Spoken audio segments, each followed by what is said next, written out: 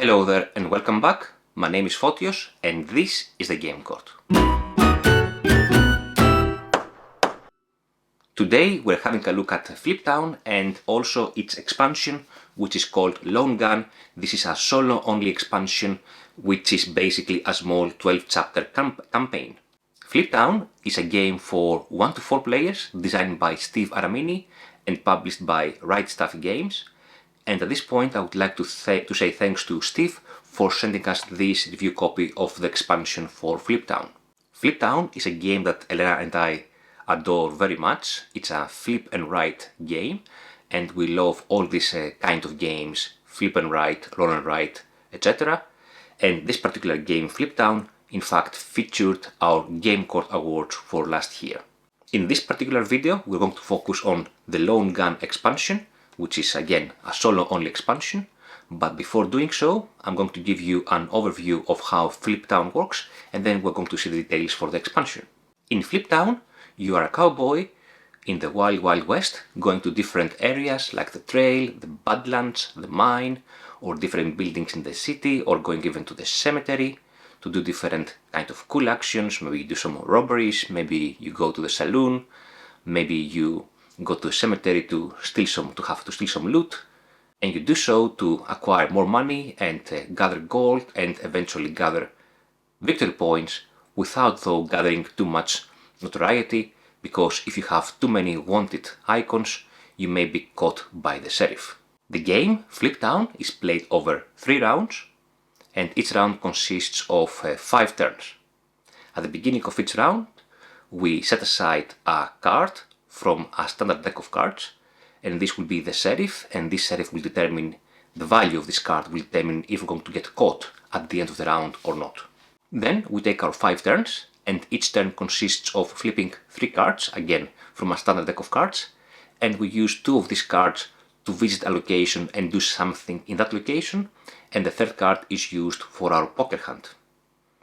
Out of the 2 cards we use for the location, one of them is used as a suit, so potentially we can use a heart to go to the trails, or we can use a diamond to go to the mines, and the other card we use it for its value, and this will determine which particular part of the action we can do.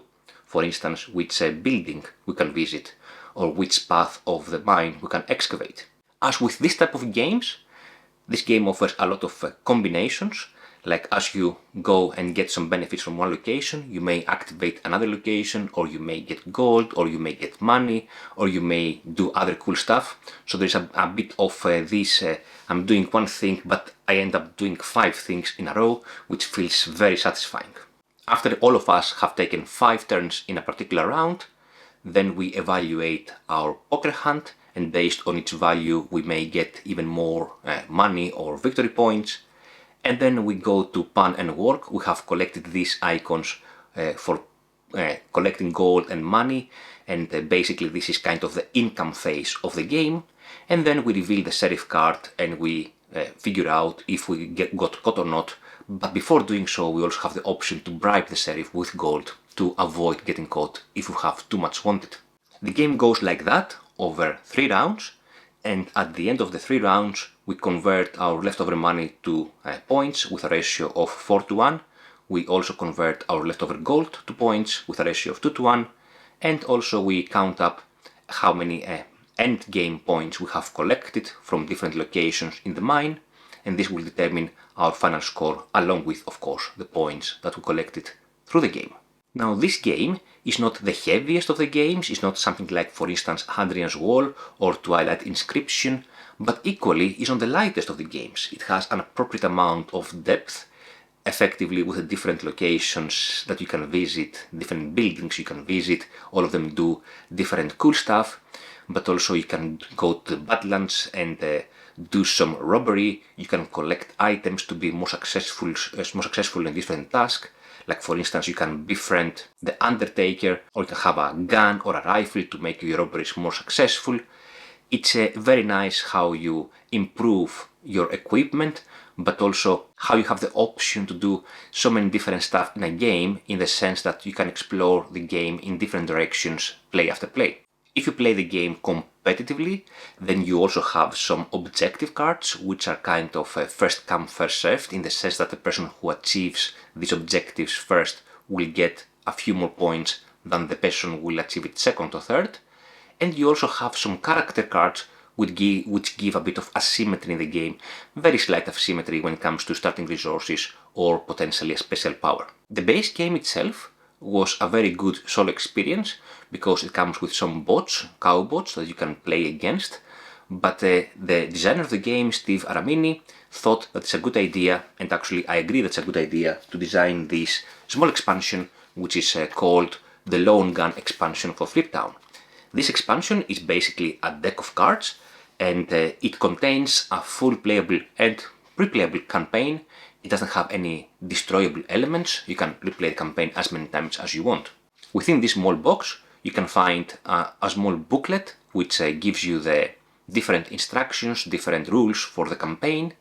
It also has 12 cards, one for each chapter of the campaign, 12 items, one for each chapter of the campaign. These are actually double-sided, so you can choose which item you take each chapter, and you can carry this item for the entirety of the campaign. You also have some cards that represent legendary points, because as you finish a chapter, you evaluate your score. If you actually fulfill the objective, you evaluate your score against the difficulty mode you're playing, and then you collect legendary stars, 0, 1 or 2 per chapter, and at the end of the campaign, given how many legendary stars you have collected over the campaign, you can read the respective epilogue of the game.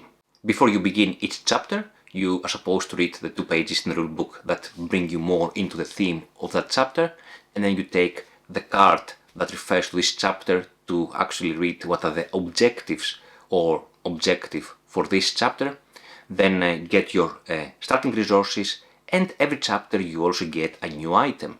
And we have 12 cards, one for each chapter, representing items. There are double face, and at the beginning of each chapter you have to choose which face of the card you can keep, and you keep these for the entirety of the campaign. That is, the items you used for chapters 1 to 3, you can also use them on chapter 4 with the addition of the particular item for chapter 4. That means that as the game progresses, as the campaign progresses, you get more and more items which allow you to do cool stuff, cool actions, and also each chapter focuses on a particular area of the game. For instance, without wanting to spoil the game too much, some of the chapters may focus on the trail part of the game, or some other chapters may focus on the mine, or the badlands, or particular buildings, or the cemetery. As I said before, the game actually allows for that, allows for different strategies, and basically each campaign gives you a small direction on which area of Fliptown you should focus. This small expansion also comes with a new character, which actually has 2 sides, the light border side and the dark border side, and basically the difference between the 2 sides is if you have an extra ability or not, apart from the starting resources. And basically, like the Legacy of You, if you manage to get 2 legendary points in a particular chapter, then you will start the new chapter with the dark border side of the character, which is basically the harder one, doesn't give you as many benefits. Whereas if you didn't do as well in the previous chapter, then the game allows you to start with the easier character, which gives you even more juicy benefits so that you can overcome the challenges during the game. Now, apart from this new character, the items that you collect over the chapters and the directions that each chapter gives you, the game is basically the same.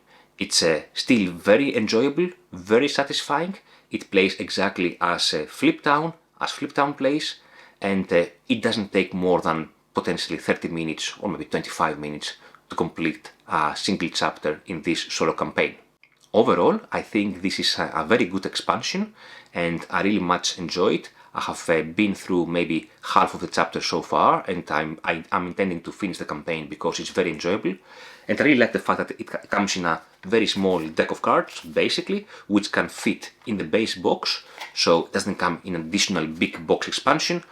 It's just something to keep you occupied in a solo mode if you enjoy Fliptown.